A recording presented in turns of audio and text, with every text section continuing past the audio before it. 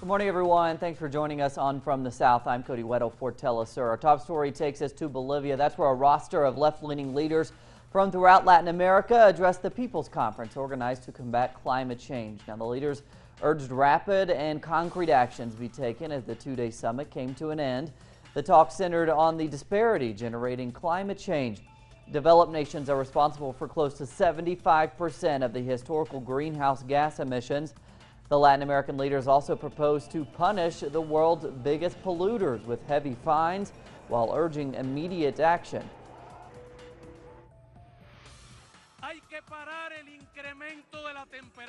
The increase in temperature must be stopped. We're not talking about 1 degree anymore. We're already talking about 2 degrees. If it goes up 2 degrees, the vegetation of sub-Saharan Africa would disappear. Carbon emissions must be reduced, but as compared to levels from 1996, not with these from 2005. We shouldn't be fooling ourselves.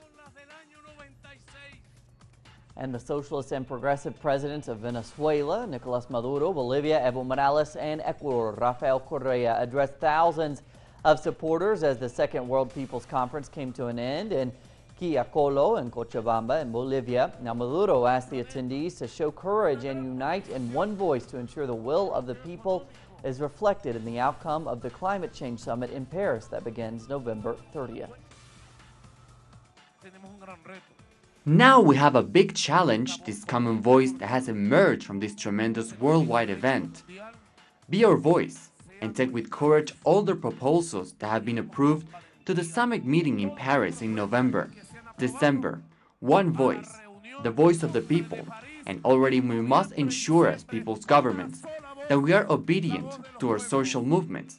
We must ensure that the Paris Summit is above all people's summit, organized movements that defend the planet, a great mobilization.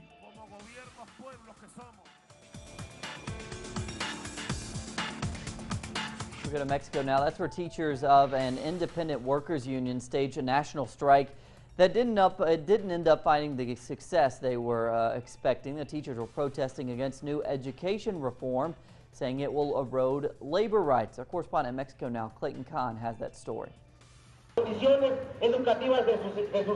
Public school teachers in the working-class borough of Iztapalapa in the Mexican capital announced what they say is a decade of neglect by education authorities and a tendency to close doors rather than negotiate. If for them it is important to have high walls and barbed wire with more security for their institution, then what we want immediately is the service of water, cleaning, that we have adequate classrooms. Their discontent is widespread, participating in a nationwide strike of organized teachers against the so-called education reform that they say puts at risk labor rights through privatization. Some parents say the role of the teacher goes beyond instilling information, but rather to form critical thinkers. The role of the teacher should be to create consciousness among students and parents, to create community, not just inside the school, but outside as well. But the policies they are implemented, not just in education, but throughout the country, is about everyone on their own, an individualism that forgets about solidarity and the social roles. Yet this vision shared by the protesting teachers is unlikely to be adopted by the authorities. President Enrique Peña Nieto's former chief of staff, recently turned education secretary, Aurelio Nuño, expresses clearly the model of education the government wants to impose.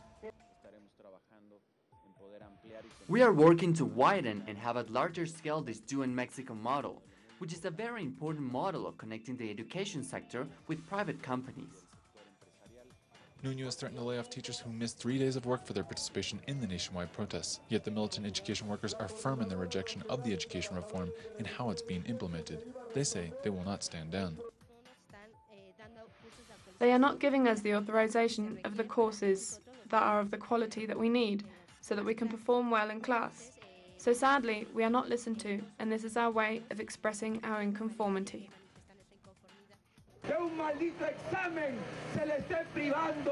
While the teachers marched to the Mexican capital, their colleagues took to the streets in at least 4 other states, blocking major highways, government buildings, airports, and banks. Clayton Kahn, Telesur, Mexico City. In Chile now, clashes broke out between police and protesters. Now, the rally there was being held by the indigenous Mapuche communities. The protest began as a peaceful demonstration to demand the recovery of historic lands and the release of political prisoners. Now, some protesters covered their faces and threw objects at police. The security forces responded with water cannons and tear gas. For the Mapuches, indigenous communities, and many people throughout Latin America, October 12th marks the beginning of the extermination of indigenous people in Chile at the hands of Spanish colonizers in 1492. I'm here for the Mapuche cause, for our people, because there are Mapuches held as political prisoners. I stand together with my Mapuche people in all their demands, as a Chilean and as a Mapuche. Many people in Honduras now are highly concerned over their savings after the Continental Bank there in the country was seized by the government. Now, the owners of the bank are accused of drug trafficking and laundering profits through the financial institution. The government attempted to calm account holders by announcing all savings up to $9,000 were guaranteed. This measure benefits up to 220,000 bank account holders.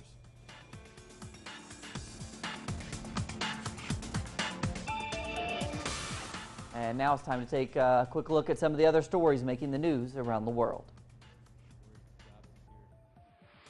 The Democratic presidential candidates are preparing to take the stage in their first debate in Las Vegas, Nevada. Political analysts predict Socialist Senator Bernie Sanders will fare well because he's a veteran debater.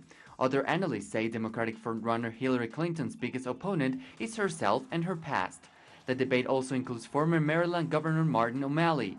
For Sanders, this will be an opportunity to increase his vote of president, which stands at over 30%. Well, the big unknown about Bernie Sanders really is how much bigger can he get?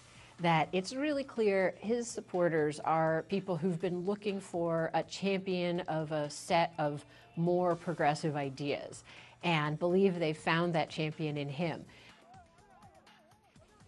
Tensions between Palestine and Israel continued high as clashes were reported again. Dozens of Palestinian protesters broke through the fences that divide Gaza from Israel near to Bourji refugee camp. They threw rocks while others damaged the dividing fence. The Israeli forces, as always, responded with disproportionate force, firing live ammunition and tear gas at the protesters. Several Palestinians were injured. Israeli forces have killed 25 Palestinians since October 3rd and injured over 1,300 according to local officials. What that which brings a young Palestinian, 19 years old, 17, 20, to come and to try to stab Israelis and to lose his life. He knows he will lose his life and his house will be demolished. Which is what? You tell me. Desperate, anger, humiliation, lack of hope, and pressure.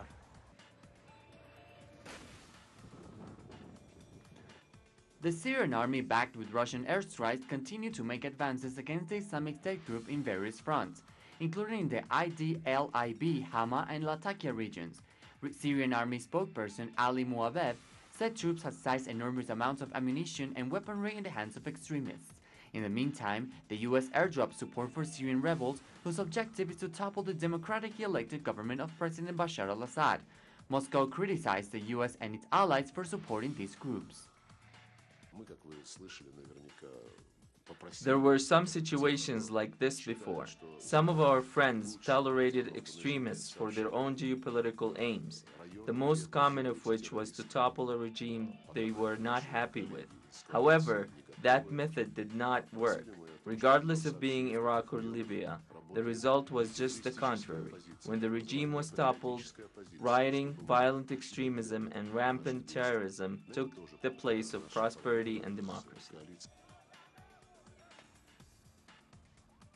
The U.S.-backed Syrian rebels attacked a pro-Russian rally in Damascus. The attack occurred as hundreds of government supporters gathered near the Russian embassy, which was stricken by the shelling. Syrian civilians were there to show their support for Russia's aid against Islamic State and other groups they considered to be terrorists. No casualties or damages were reported.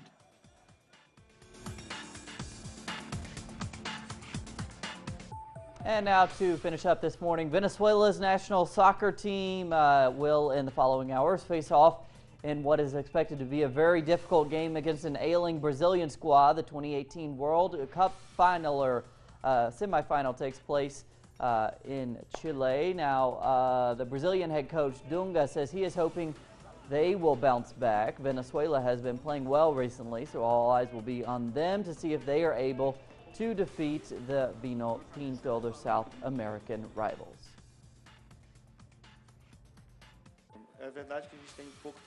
It's true that we haven't had a lot of time to work together with this team. I think this makes things a bit tough, but we're not going to let it be an excuse that we have had little practice time.